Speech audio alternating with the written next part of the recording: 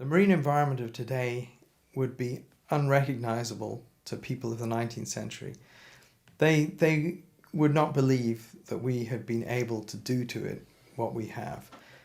It is being destroyed by the minute, by the day, by the year, while we sit on our hands and think about what we might do about it at some point, sometime in the future. The most important point that I've got to try and get across here is the fishermen are guilty as charged, but there's an awful lot more to it, you know. That's what I said. We'll fish ourselves into the corner. We'll no fish ourselves back out. We'll talk ourselves back out. And that's the only way forward, I think. It shows that there is responsible people among us and we're not all bad and just want to pillage the sea for what it's worth. For the majority of people in Scotland, the decline in fish stocks has been observed not through science and report, but simply through what they catch. Sea angling skipper Tony Vass has witnessed these changes firsthand. It's a rarity. I mean, it's an absolute rarity. And we haven't caught a haddock this year. And we'd go originally over to Arran, and we'd say, well, we'll catch a box. That as well. It's not a problem. Not today. Very unfortunate.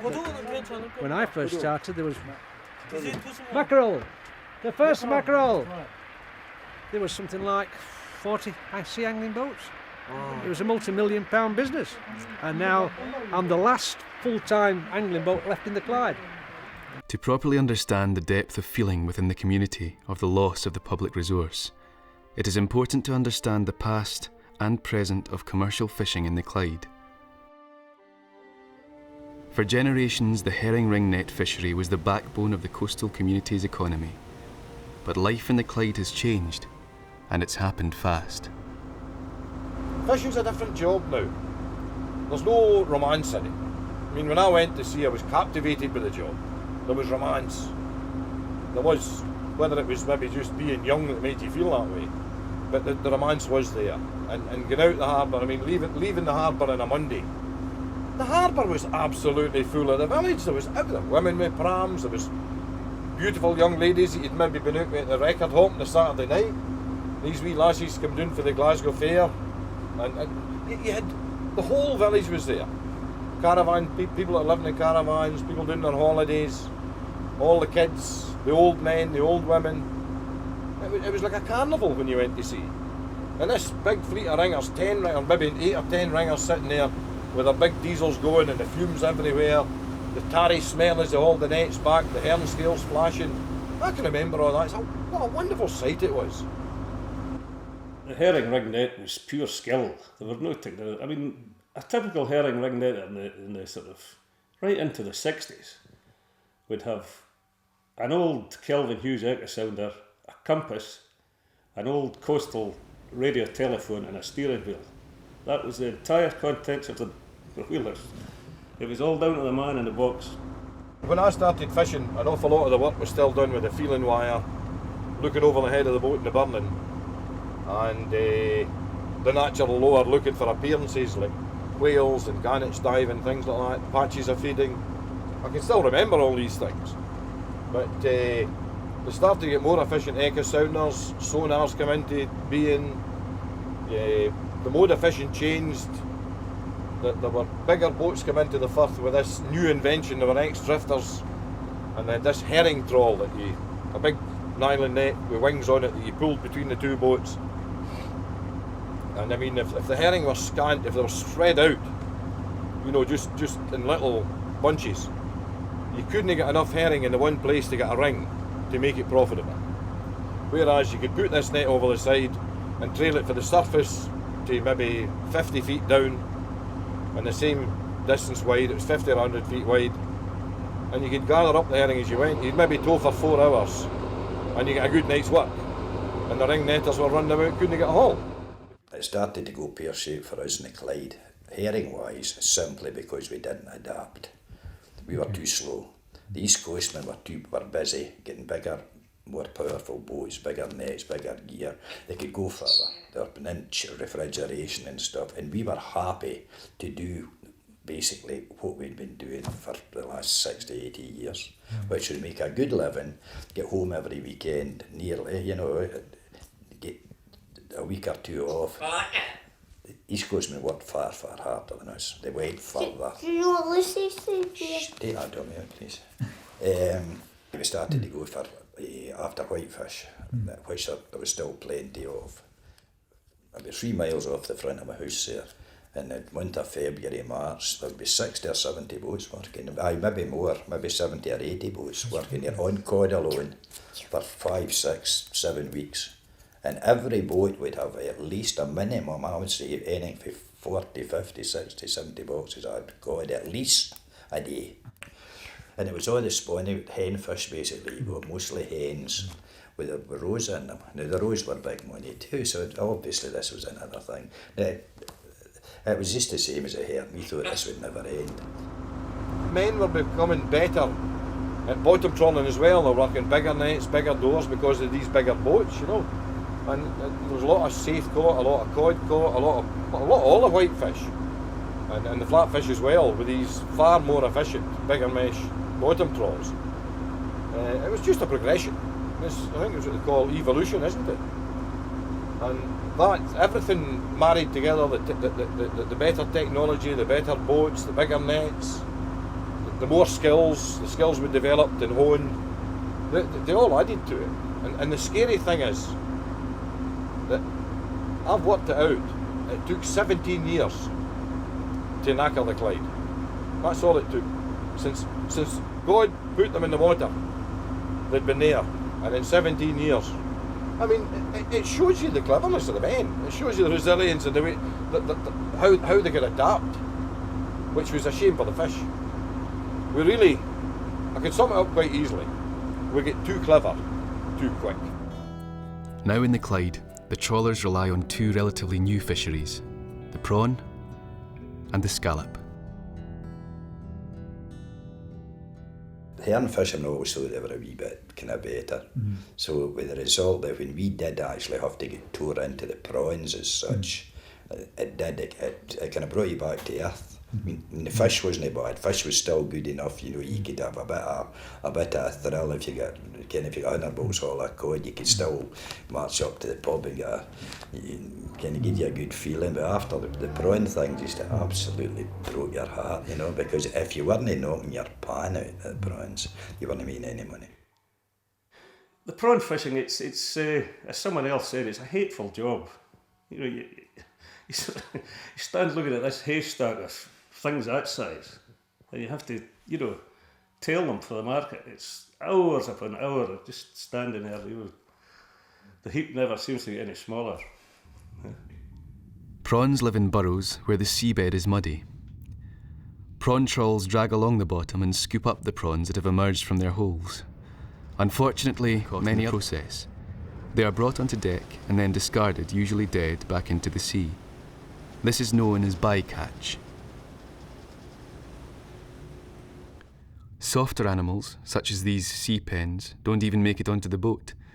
As the trawl goes over them, they are simply smashed into pieces and passed through the back of the net. In recent years, new net design has significantly reduced the bycatch from prawn trawls by allowing non-targeted mobile species to escape.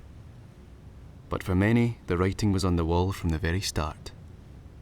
On that subject, prawn fishing, I remember when the Campbellton boat started this, I believe it would be about 1958 in Kilbrannan Sound. Now, the herring ring net men at that time protested. You know, they said, you're going to ruin the grounds.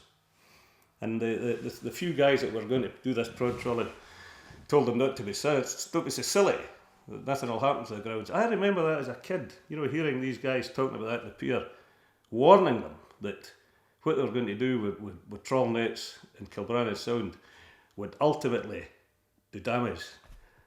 And I've got to admit, I think they're right. There are other ways to catch prawns. Creelers use strings of prawn pots or creels. This form of fishing has traditionally been confined to the lochs and bays of the Clyde due to the potential entanglement on mobile trawls in more open seas. Yet creelers find themselves under increasing pressure as the prawn trawlers target more and more marginal ground. I mean, I'm not saying any method of fishing's better or worse off, you know. I mean, everyone's got to get a fishing, but they're going to have to do what's best for the fishing industry, otherwise there's going to be no prawns for anyone, you know. I mean, if you have a 60, 70 foot boat, what are you doing in a sea loch? Scallops are the only other commercially viable species for trawlers in the Clyde. Scallops live in a variety of habitats, from sandy ground to rocky reef. And to catch the scallops, the trawlers use the scallop dredge. Scallop dredges are the most controversial and destructive way of harvesting scallops. Dredgers support a row of pronged teeth mounted on powerful springs that, when pulled across the seabed, plough up the scallops and anything else in their path.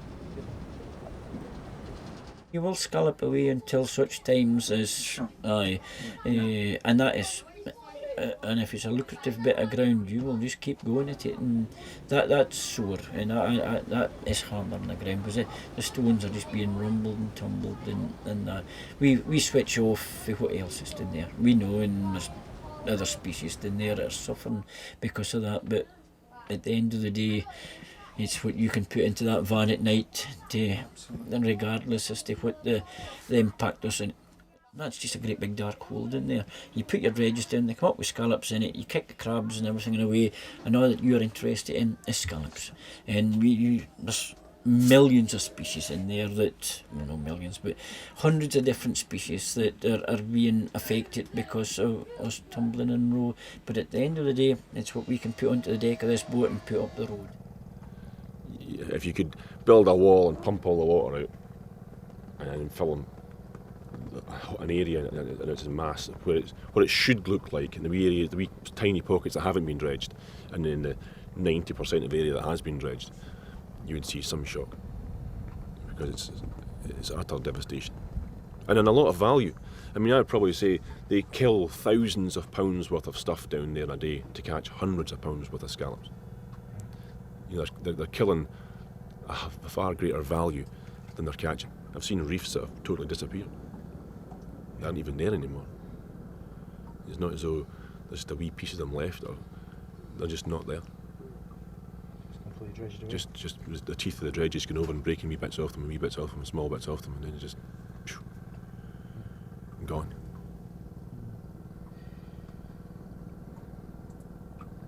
The damage that was done to the seabed with the dredges, close in, I mean, we're talking about a few fathoms of water around the Arran shore, the Kintyre shore.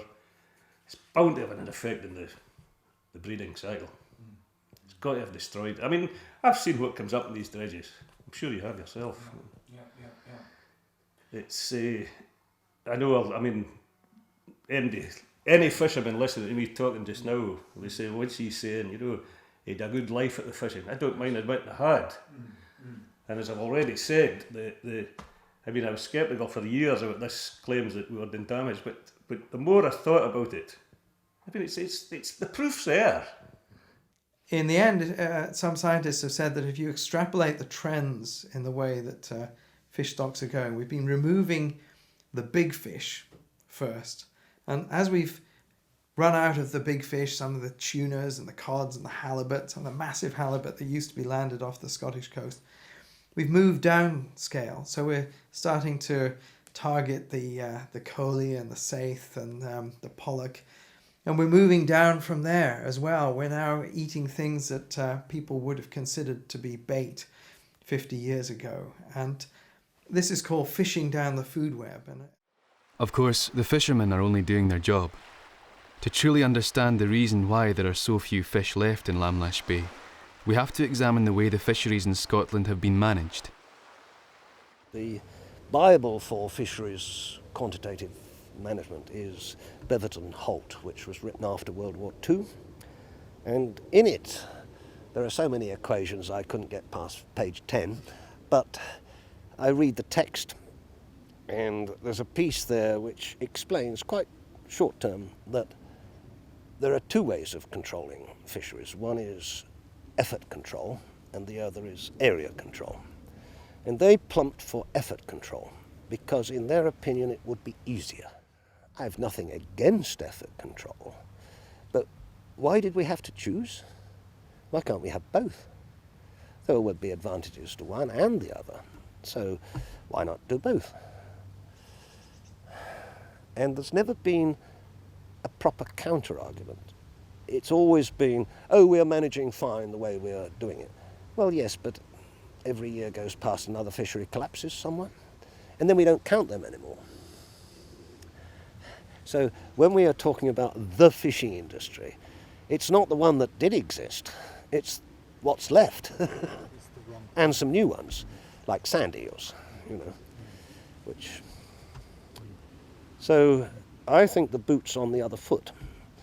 It's up to the people who do fish everywhere to prove to us that that's a good idea, and they can't do it. I reckon, I mean, if it had got 4 or 5 years, or it was given a good chance for 4 or 5 years, you'd see a dramatic increase in the size of cod and the scallop ground and the crabs recovering. Because the stuff is there, the juvenile stuff is there. He just doesn't get a chance to grow. I mean, there are areas, I mean, I could think areas that I could shut where there's no a desperate lot of fishing and it wouldn't cause any hardship. I mean, if it's going to cause hardship, that's no use. Although, on the other side of the coin, medicine doesn't taste good, does it?